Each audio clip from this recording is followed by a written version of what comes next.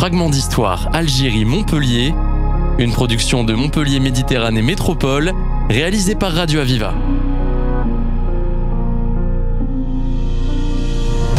Rapatriés, harkis, appelés. Ils ont vécu en Algérie, y ont laissé leurs racines ou leur jeunesse, puis se sont installés à Montpellier. Découvrons comment les événements ont bouleversé leur vie personnelle et familiale. Arlette Velti-Daumont, bonjour. Bonjour. Vous êtes née à Alger en 1929 dans un milieu protestant, représentant ainsi la quatrième génération de votre lignée familiale en Algérie. Oui. Parmi vos ancêtres, il y avait des militaires de carrière, mais aussi des communards exilés. Quant à vous, vous avez travaillé dans l'humanitaire, notamment au sein de la CIMAD. Oui, pendant 17 ans. Vous vivez à Montpellier depuis 1962 et vous avez écrit plusieurs ouvrages sur l'Algérie, dont le dernier, Les couteaux dans l'eau, oui, qui est paru cette année. Madame Daumont, quelle était l'histoire de votre famille sur cette terre algérienne ? Bigre, l'histoire de ma famille, ça a été... disons que je ne m'en suis rendu compte que très très tardivement, mais en réalité, c'est ce premier ancêtre qui est arrivé pour la conquête de l'Algérie. C'était le premier donc à venir. Ensuite, il y a eu les autres. Il y a eu dans les années 1870, il y a eu un arrière-grand-père communard qui a fui la commune de Paris avec sa femme et ses enfants et qui est venu s'installer en Oranie, à Ain el-Hadjar exactement, après bien des périples. Voilà, et puis qu'est-ce que je peux vous dire ? Autrement dit, quand je me suis rendu compte que j'étais algérienne, je n'ai pas trouvé ça extraordinaire, puisque mes arrière-grands-parents étaient nés là, donc c'était pas exceptionnel, voilà. Et dans les années 50, vous vivez à Alger, Alors, dans les années 50, oui, là, dans les années 50, j'avais 19 ans, et on sortait de la guerre, surtout, c'est ça qui a été extraordinaire, c'est que cette sortie de la guerre de 40, à laquelle nous avions participé un peu de loin, parce qu'en Algérie, on n'avait pas souffert, sinon à partir du débarquement où on a été bombardé, voilà. Mais autrement, on n'avait pas souffert vraiment de la guerre, mais on était très, très heureux, enfin, on exultait de cette fin de la guerre, c'était extraordinaire, et alors là, on s'est mis à conquérir notre jeunesse, c'était très, très beau, très, très, très vivifiant, voilà. C'était beau à vivre. Et à quoi ressemblait Alger à ce moment-là ? Vous en parlez un petit peu dans votre livre. Alger, c'était une petite ville française, enfin une petite ville, un petit Paris, disons. Voilà, c'était une ville, oui, c'était une grande ville, mais il y avait exactement tout ce qui se passait à Paris, il y avait pratiquement tout ça à Alger. Il y avait des tournées de musique, de théâtre, enfin, tout ça. On découvrait la vie. On découvrait la vie. Et elle était très très belle, Alger, très belle. Le paysage étant magnifique, les copains étaient aussi tous très bien. On a eu une très belle jeunesse, très très belle jeunesse.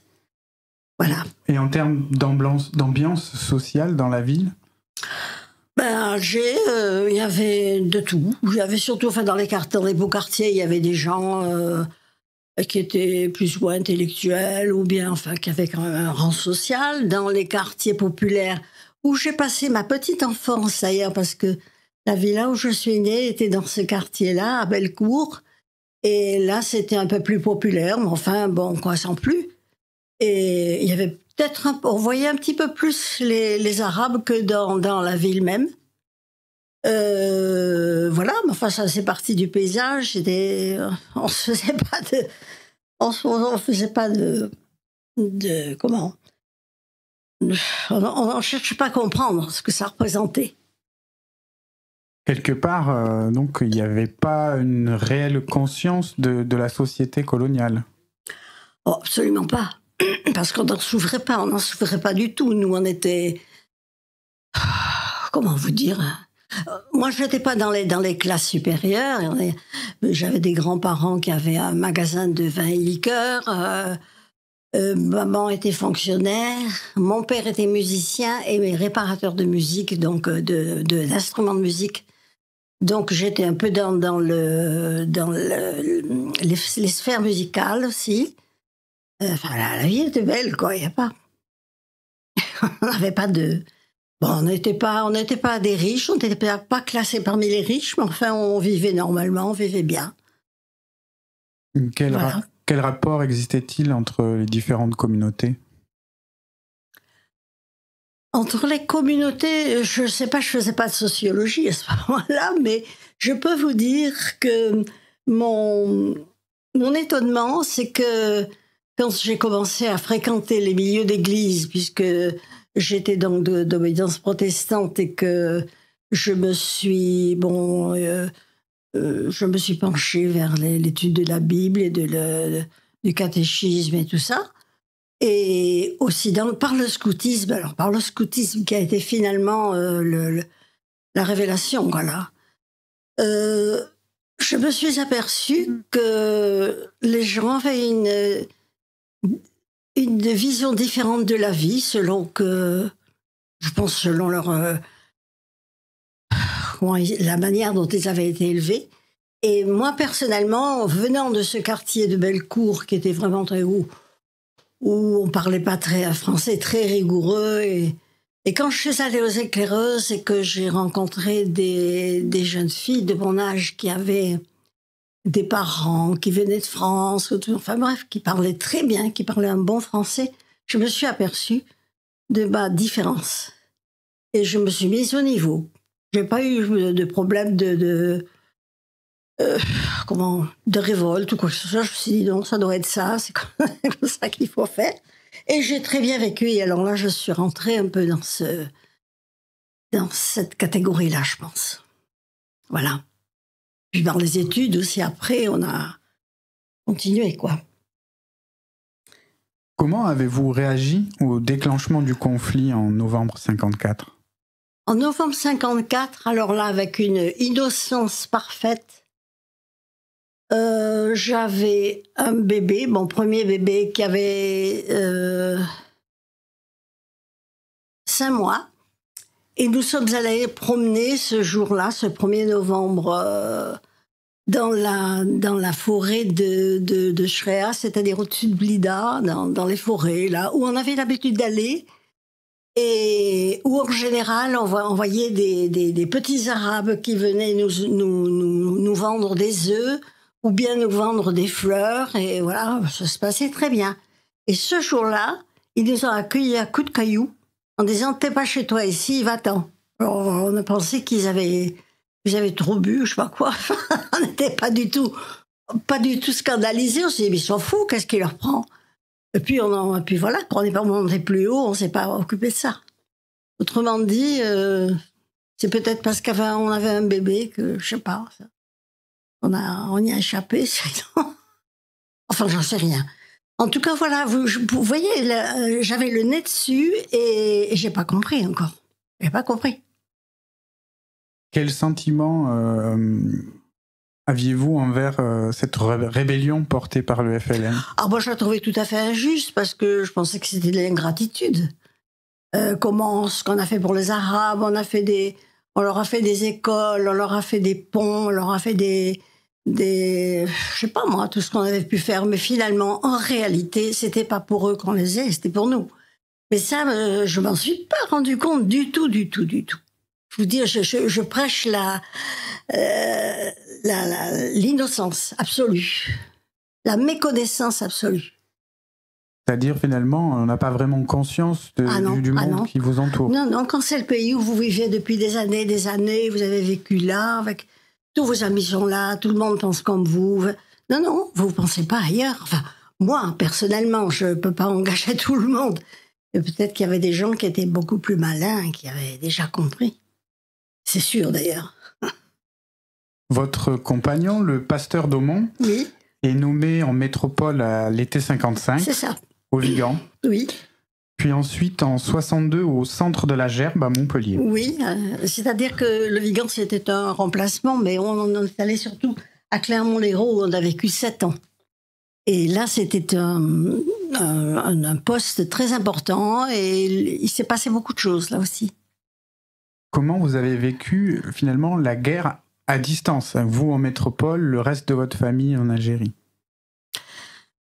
On a vécu la guerre là-bas sur la recommandation de nos parents, qui nous ont dit, quand mon mari a été remobilisé, il sortait de son service militaire et il a reçu tout de suite, quand nous arrivions au Vigan, il a reçu un ordre de rejoindre son unité.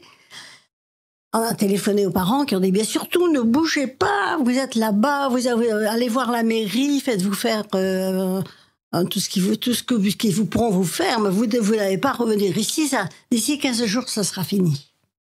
Voilà. Alors, on était encore jeunes, on a écouté nos parents, et peut-être ça nous a bien servi, parce qu'avec le recul, petit à petit, les années passant, on a compris que c'était pas les parents qui avaient la vérité, ni nous, mais qu'il y avait autre chose en dessous. Et ça, voilà, ça a été bénéfique pour nous. On a tout compris à ce moment-là. Enfin, pas tout, mais presque. Et voilà, on a vécu avec la guerre là-bas, évidemment très, très angoissé, parce qu'il y avait beaucoup d'attentats. Il y avait énormément de choses qui... Et d'ailleurs, maman a eu je sais pas, enfin, elle a failli devenir folle parce que quand elle sortait de son bureau, il fallait qu'elle enjambe les cadavres de temps en temps. Et ça, c'est pas un genre de sport qui laisse insensible, vous voyez. Forcément, il y a une différence de perception entre vous et votre famille qui est restée sur place. Oui, et puis alors nous, il faut dire qu'à Clermont-Lérault, où nous étions, on connaissait presque tout le monde, quoi. Et de temps en temps, on voyait revenir un jeune qu'on avait connu et qui arrivait les pieds devant. Donc là, on n'en est pas large. Parce que alors là, il faut dire qu'à ce moment-là, c'était facile de dire oui, voilà, ce petit, il est mort pour les colons, parce que nous, on nous prenait on nous appelait les colons, alors qu'on n'a jamais un brin de terre là-bas. On était les colons. Et moi, je voyais vraiment pas pourquoi ce garçon était mort pour moi. Non, ça c'était très, très, très, très embrouillé comme histoire. Hein. Mais justement, ce recul a fait qu'on a compris quand même après, assez vite, ce qui s'était passé. Et voilà. Et donc vous habitez en métropole, mais chaque été vous retournez voir votre famille en Algérie? Jusqu'à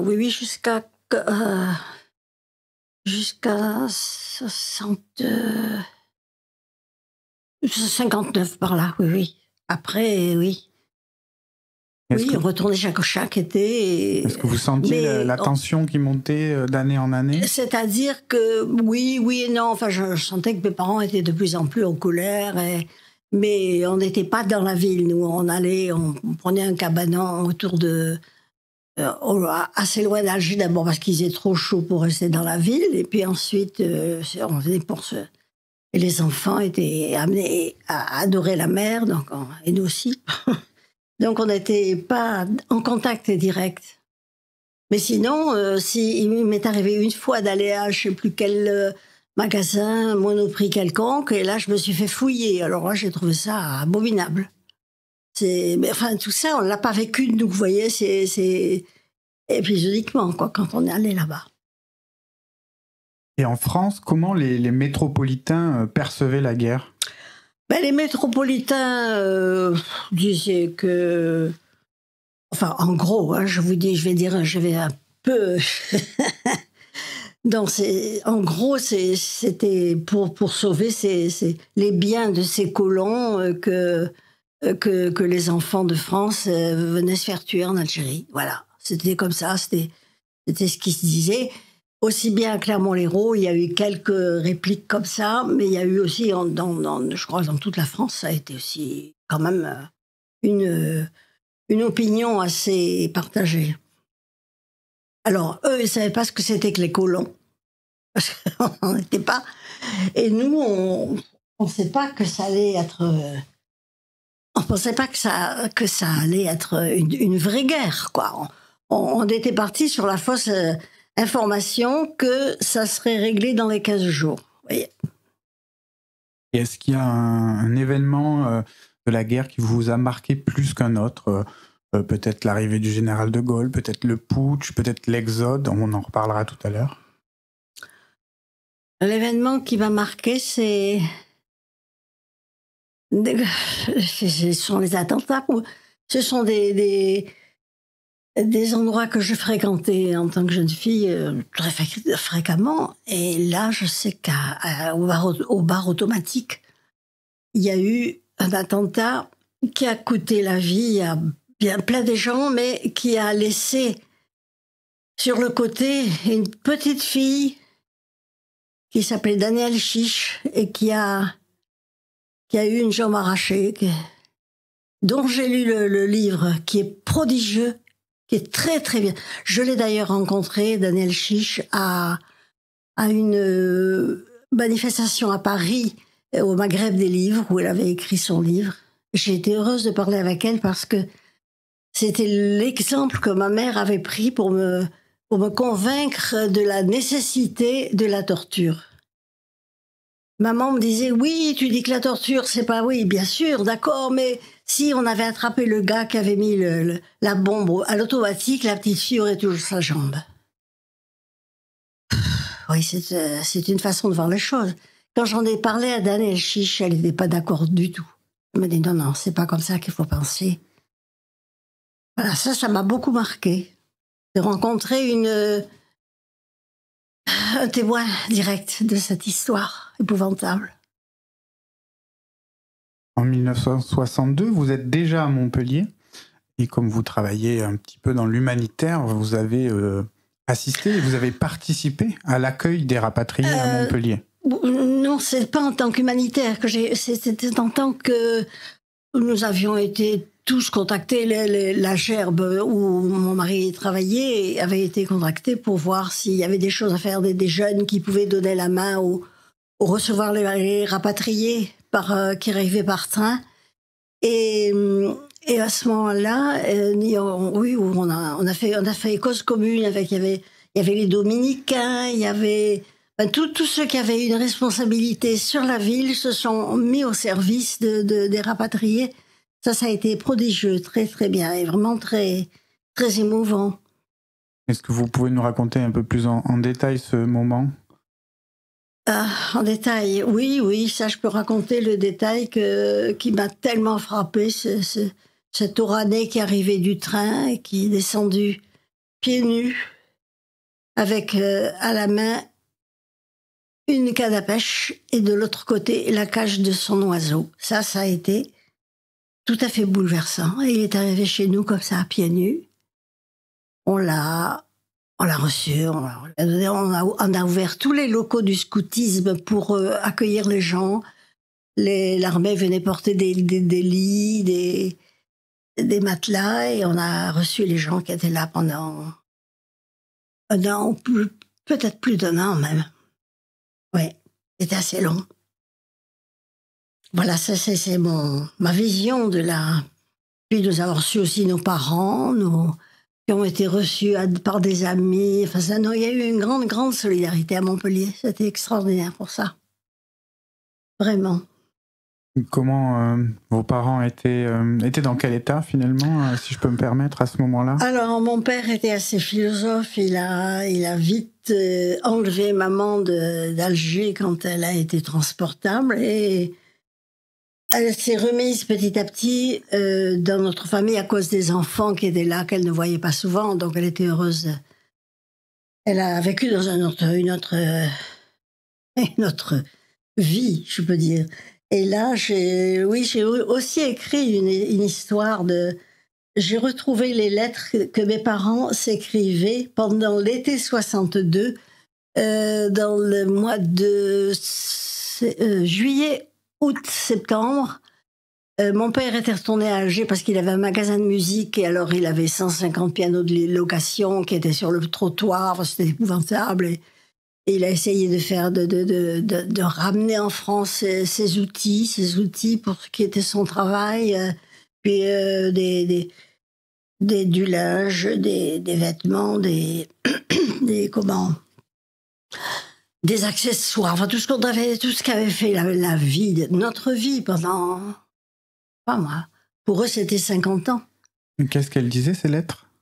Ah, alors là, c'était fou parce que il n'y avait pas d'internet à ce moment-là et alors les réponses arrivaient souvent avant les questions, ça a été terrible, des malentendus, enfin. Mais quand même, ils se sont retrouvés, mes parents s'aimaient énormément et ils se sont accrochés l'un à l'autre. Papa a réussi à faire des prodiges avec des panneaux de piano qui ne pouvaient plus servir à rien. Il les a assemblés, il en a fait des grandes caisses et il a mis tout le linge, l'argenterie, ce qui avait un peu de valeur. Et il l'a envoyé à Montpellier pour que maman reçoive ça. C'était prodigieux. Et les lettres racontent ça et leur combat. Et c'est assez intéressant d'ailleurs parce que mon père était là au moment où Alger était en but à deux gouvernements. Là, le gouvernement provisoire et puis un autre qui essayait de se mettre en place, le FLN. Et enfin tout ça, c'est assez intéressant pour ça. Voilà, donc c'est pourquoi j'ai écrit ça. Est-ce que vous avez eu l'occasion de retourner en Algérie? Ah oui, bien sûr. Ça n'a pas été de gaieté de cœur pour moi, je vous dirais, parce que je n'avais pas envie de savoir ce que devenait la République algérienne, je m'en foutais joliment. Mais par contre, mon beau-frère qui travaillait là-bas comme coopérant nous a invités. Mon mari était fou de joie de retrouver la terre et les odeurs et tout ça. On y retournait. Et puis quand on est arrivé là-bas, on a trouvé beaucoup plus que la terre, beaucoup plus que les odeurs, beaucoup plus que les arbres. On a retrouvé l'Algérie. Et alors ça nous est allé droit au cœur directement et sans précaution. Et on est resté là 15 jours extraordinaires. On est retourné à Alger alors que je ne voulais pas aller à Alger, mais on est retourné là-bas. On a rencontré des gens qui habitaient nos appartements successifs, qui nous ont accueillis, mais alors avec une gentillesse incroyable. Et tout ça, ça nous a... C'est ça qui a été la base, finalement, de notre nouvelle compréhension d'Algérie. Pas de l'Algérie, du peuple algérien, attention. Et justement, cette nouvelle compréhension, quelle est-elle? C'est que c'est un peuple accueillant, c'est un peuple chaleureux, c'est un peuple qui aime la vie, qui a ses coutumes, qui a sa manière de vivre, mais enfin bon, qui était prêt à faire un vrai peuple avec les Français. Et voilà. Et après, j'ai appris pourquoi ça n'avait pas marché. Et du coup, j'en ai écrit encore un autre livre. Parce que ça, c'était vraiment trop dur à avaler.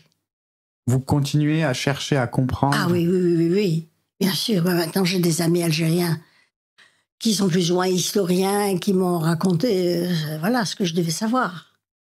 Alors, c'est toute autre chose maintenant. Dans mon cœur, je suis militante pour eux.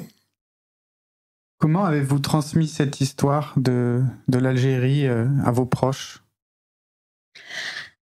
Alors, par les livres. Par les livres. D'abord, quand on est retourné pour la première fois, c'était en 1975 à Alger, à Constantine en réalité, pour voir mon beau-frère et ma belle-sœur. J'avais écrit, c'est-à-dire qu'on était tellement bouleversés de ce qu'on voyait, mon mari et moi, on était retournés par l'atmosphère de l'Algérie. Et c'était Constantine, on ne connaissait pas encore trop Constantine, mais enfin bref. Tous les soirs, on écrivait chacun de son côté les réflexions que ça nous avait apportées. Et c'était devenu un rituel. Tous les soirs, avant de se coucher, on racontait ce qu'on avait vu, ce qu'on avait compris. Et bon, c'est devenu un volume assez... Et il y a quelque temps, il n'y a pas très très longtemps de ça, je me suis dit quand même, pourquoi ne pas faire recueillir toutes ces réflexions et en faire un livre. Et ça a drôlement marché. Tous ceux qui l'ont lu ont été bouleversés comme nous, parce qu'on découvrait, parce qu'on devenait nous-mêmes. Finalement, quand on est reparti, on n'était plus les mêmes que quand on est arrivé. Ça, c'est beau, c'est comme ça. C'est un privilège qu'on a eu. Notre entretien touche à sa fin. Est-ce que vous voudriez rajouter quelque chose sur un sujet que nous n'avons pas évoqué ou je vous laisse le mot de la fin. Le mot de la fin, c'est que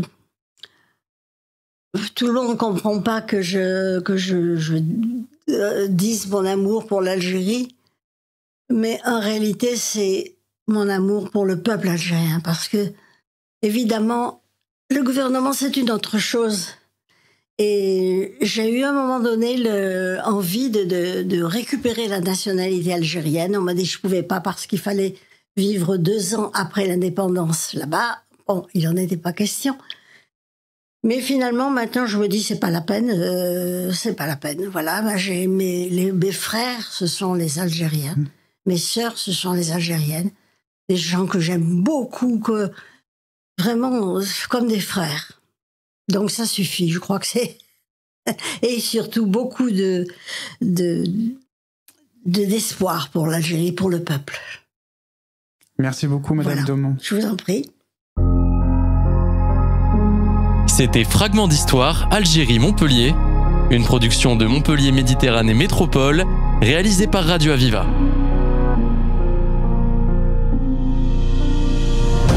Rapatriés, harkis, appelés. Ils ont vécu en Algérie, y ont laissé leurs racines ou leur jeunesse, puis se sont installés à Montpellier. Découvrons comment les événements ont bouleversé leur vie personnelle et familiale.